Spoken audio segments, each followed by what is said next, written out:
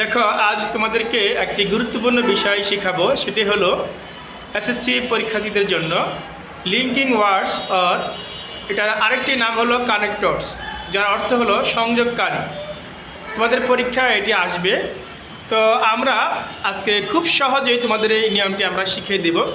তো কানেক্টরস বা লিঙ্কিং ওয়ার্ডস পারতে হলে তোমাদের কিছু লিঙ্কিং যে ওয়ার্ডগুলো আছে সেগুলো অর্থসহ মুখস্থ করে ফেলতে হবে।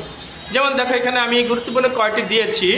যেমন দো, অলদো যদিও, দ্যাট যে, ডিসপাইট বা ইনস্পাইট অফ সত্ত্বেও, অ্যান্ড এবং, ইন অর্ডার টু উদ্দেশ্যে, আনলেস যদি না, সো লং যেহেতু বা যতক্ষণ। তারপরে দেখো সিংস যেহেতু বা থেকে, বিকজ কারণ, সাচ এমন, অর অথবা অ্যাজ যেহেতু, ইফ যদি, আনটিল যতক্ষণ না, অ্যাজ ইফ বা অ্যাজ দো যেন। এ পাশে আছে বিফোর পূর্বে, আফটার পরে, হু যে, উইচ কোনটি বা যেটি, ওয়াইল বা ডিউরিং যখন, বাট ফর যদি না। এখানে কয়েকটি গুরুত্বপূর্ণ কাউন্টার্স আমরা দিয়ে দিয়েছি। তো এছাড়া আরও অনেকগুলো আছে যেগুলো আমাদেরকে জানতে হবে। ইনশাল্লাহ আমরা পর্যায়ক্রমে আরও জানব। তো আমরা এখানে একটি উদাহরণ দিয়েছি যেটি তোমাদের ঢাকা বোর্ড 2024 সালে এসেছিল। তো আমরা আজকে সেই উদাহরণটি আমরা শিখব যে পরীক্ষায় কীভাবে আসে এবং আমরা কীভাবে লিখব। দেখো, it is known to all dash gold is a valuable metal. দেখো, it is known to all, এটা সবাই জানে, dash gold is a valuable metal, স্বর্ণ হলো একটি মূল্যবান ধাতু। এখন এখানে একটা শূন্যস্থান আছে। শূন্যস্থানটা কি? দেখো, শূন্যস্থানটা এখানে দেওয়া আছে যে dash gold is a valuable metal. এখন দেখো, আমরা এখানে কিছু নোট দিয়েছি। নোটটি হলো নোন টু থাকলে দ্যাট বসে। যদি শূন্যস্থানে নোন টু, শূন্যস্থানের আগে যদি নোন টু থাকে তাহলে নোন টু এর পরে দ্যাট বসে। এই সূত্রটা বা এই নিয়মটা তোমরা কী করবে? মুখস্থ করে ফেলবে। ওকে, দেখো আমরা তাহলে এখানে কি দিব? দ্যাট দিব। কেন? নোন টু থাকলে দ্যাট বসে, তাহলে নোন টু অল দ্যাট। তো অর্থ কী দাঁড়ালো? ইট is known to all that, এটা সবার কাছে জানা যে, কারণ দ্যাট অর্থ হলো যে। সুতরাং তাহলে অর্থ কী হলো? ইট is known to all that, এটা সবার কাছে জানা যে gold is a valuable metal, স্বর্ণ হলো একটি মূল্যবান ধাতু। ওকে, দেখো তারপর দেখো, দেয়ার আর মেনি মেটালস, অনেক ধরনের ধাতু রয়েছে। চিপিয়ার, চিপার মানে সস্তা, চিপার মানে কি? সস্তা, অনেক সস্তা ধাতু রয়েছে। দেন চে গোল্ড, স্বর্ণের চেয়ে, দো দে লুক লাইক ইট, যেগুলো এই স্বর্ণের মতো দেখায়। ওই যে মানে তোমার দেখবা যে যেগুলো স্বর্ণের মতো, দোকানে গেলে স্বর্ণের মতো, ঠিক স্বর্ণের মতো চেইন, কিন্তু আসলে কি সেটা স্বর্ণের না, ঠিক না? হ্যাঁ, ইমিটেশন। তাহলে স্বর্ণের মতো না, কিন্তু স্বর্ণের মতো দেখায়। এরকম অনেক ধাতু আছে। Dash they glitter for sometimes, they glitter, তারা চকচক করে, ফর সামটাইম, কিছু সময় জন্য চকচক করে।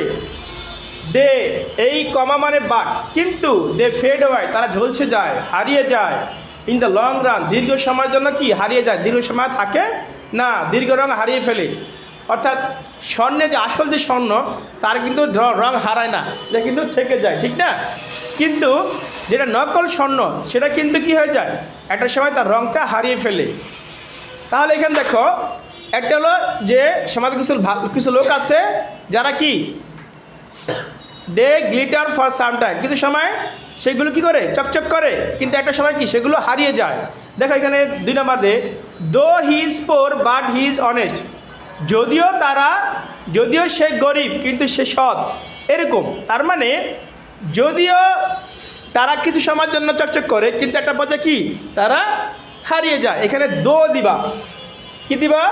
দো, যদিও, দো বা অলদো, তার মানে দো অলদো অর্থ কি? যদিও। দো অলদো অর্থ যদিও না, তাহলে এখানে আমরা দো বা অলদো দিব। তা আমরা দো দিলাম, বা অলদো দিতে পারো, অলদো অথবা দো। দো দে গ্লিটার ফর সামটাইম, যদিও তারা কিছু সময়ের জন্য চকচক করে, বাট কিন্তু একসময় দে ফেড অ্যাওয়ে, তারা হারিয়ে যায় ইন দ্য লং রান, তাদের দীর্ঘ রঙটা হারিয়ে ফেলে, তারা দীর্ঘ সময় আর সেটা চকচক করে না। একটা সময় ইমিটেশন কী হয়ে যায়, একদম অন্য রঙটা হারিয়ে ফেলে, অন্য রঙে ধারণ করে। ইন আওয়ার সোসাইটি, আমাদের সমাজে দেয়ার আর অলসো মেনি পিপল, আমাদের সমাজে আরও অনেক ধরনের লোক আছে। ড্যাশ আর আউটওয়ার্ডলি ভেরি জেন্টাল, যারা বাহির দিকে খুব কি জেন্টাল, ভদ্র, পলিশড, মার্জিত।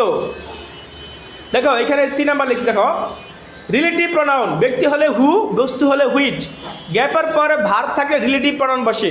দেখো তো এইটা হলো গ্যাপ, ঠিক না? গ্যাপের পরে কি আছে, ভার বসে না? গ্যাপের পরে যদি ভার থাকে সেক্ষেত্রে আমরা রিলেটিভ প্রনাউন আনবো। গ্যাপের পরে যদি ভার থাকে সেক্ষেত্রে কী আনবো, রিলেটিভ প্রনাউন। এখন প্রশ্ন করো স্যার রিলেটিভ প্রনাউনটা কোনটা?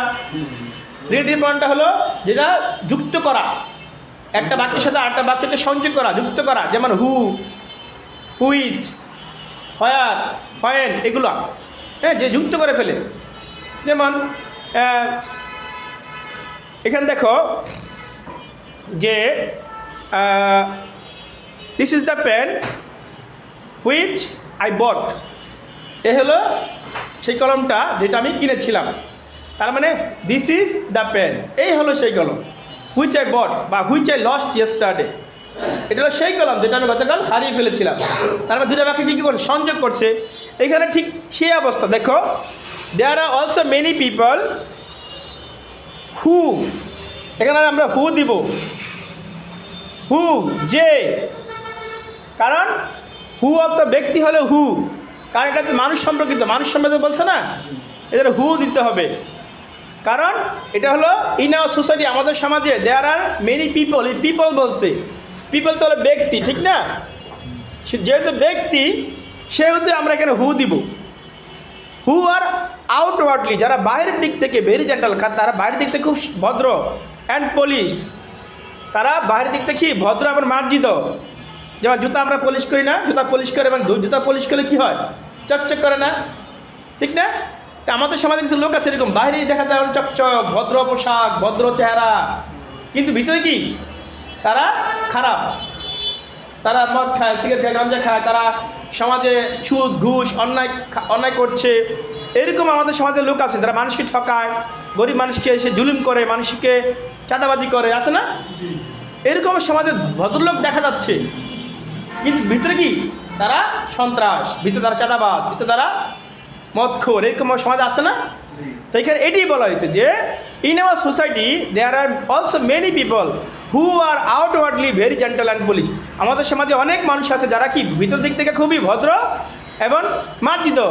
লেটার অন, পরবর্তীতে their real identity is reveal, কিন্তু পরবর্তীতে কি হয়ে যায়, তাদের আসল চরিত্র, আসল চেহারা উন্মোচন হয়ে যায়। They do not exercise moral values. দেখো নাম্বার ডি, বাক্যে না বোধক হলে বিপরীত ধর্মী বা কারণ ফলাফল বা আমরা কারণটস নিব। যেমন I could not go to school because I was ill, আমি স্কুল যেতে পারিনি, আমি কারণ আমি ছিলাম অসুস্থ। তার মানে এখানে একই অবস্থা। লেটার অন, পরবর্তীতে their real identity is revealed because, কারণ, এখানে কী দিব, বিকজ দিব, কী দিব, বিকজ, কারণ they do not exercise moral values, তারা কি তাদের চেহারাটা উন্মোচিত হয়ে যায়, কারণ তারা মোরাল, নৈতিক মূল্যবোধে তারা কি করে না, এক্সারসাইজ করে না, অনুশীলন করে না, চর্চা করে না, এই জন্য তাদের কি আসল চরিত্রটা উন্মোচন হয়ে যায়। ঠিক আছে, নাম্বার লাস্টে দেখো, দ্যাটস ওয়াই, এই কারণে পিপল সে, জনগণ বলে, all that glitters is not gold, চকচক করলেই শোনা হয় না, এই জন্য all that glitters is not gold, এটা একটা ফ্রেজ ওয়ার্ড, এটা প্রবাদ বাক্য। ঠিক আছে, এবার প্রবাদ বাক্যটা এটা মুখস্থ সবাই জানো। এই জন্য জনগণ বলে যে চকচক করলেই শোনা হয় না, ভদ্র পোশাক দেখলেই বোঝা যাবে না যে সে ভদ্র, যে ভদ্র কাজ না করে, ভালো কাজ না করে, তাহলে কি হবে না, সে ভদ্র মানুষ হতে পারে না। এইভাবে পড়লে আশা করি তোমরা বুঝতে পারবে, পরীক্ষা লিখতে পারবে।